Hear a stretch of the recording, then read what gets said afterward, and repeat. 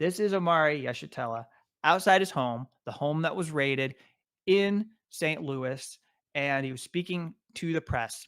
And I can't say it any better.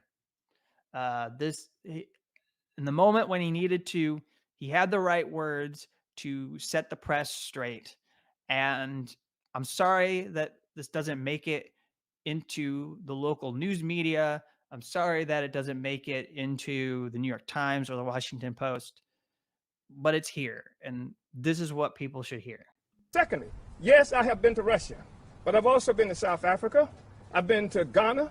I've been to various other places in Africa. I've been to Nicaragua. I've been all kinds of places where oppressed people are organizing because black people need not to be isolated. And that's what this government would do. They would have us isolated, assuming that there is nothing that we can turn to except Joe Biden, who turned loose 100,000 policemen in the street with his omnibus crime bill that's probably killed Mike Brown. And the Russians didn't kill Mike Brown, by the way. Nobody said a Russian did that. That was an American domestic soldier that they called the police that killed Mike Brown. So you want me to hate Russians? And no, I don't hate Russians, but I hate those people who killed Mike Brown, and I hate the institutions that's responsible for that. So I wanted to say that.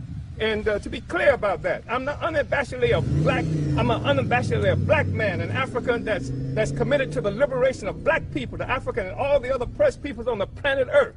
And the United States has always historically been opposed to the liberation of oppressed people, opposed to freedom in Nicaragua, opposed to freedom in Afghanistan, opposed to freedom in South Africa. Mandela, from your perspective, at one time was a terrorist. Fidel Castro, how many times has the U.S. government tried to murder Fidel Castro? This is the reality that we're talking about, and so we are unabashedly on our own side. So I just want to say that in terms of what happened. Let me just say, they actually sent a drone into this house. They said we were not charged with anything. That's what they said. They handcuffed me and my wife out here.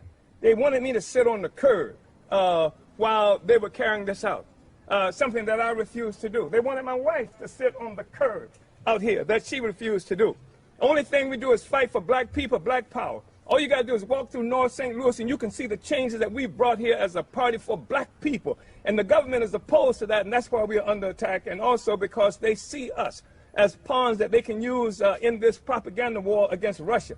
That's why black people who make this mistake of assuming that what's happening in Afghanistan or what's happening in Russia and Ukraine have nothing to do with us, clearly it does have something to do with us. The United States government clearly says it has something to do with us. And what they have done also is tried to create a situation where there is the appearance that anybody, black people who oppose, who criticize what the United States government is doing to us must be the employ of Russia. Like somehow Russia killed Mike Brown, that somehow we needed the Russians to tell us that we were oppressed. That's a hell of a statement. It's a disgusting, slanderous statement that black people don't have enough sense to know who it is that's killing us, murdering us, and keeping us living in these conditions. And I've been to Russia, and I didn't see Russians living like black people live right here in North St. Louis. That's the reality.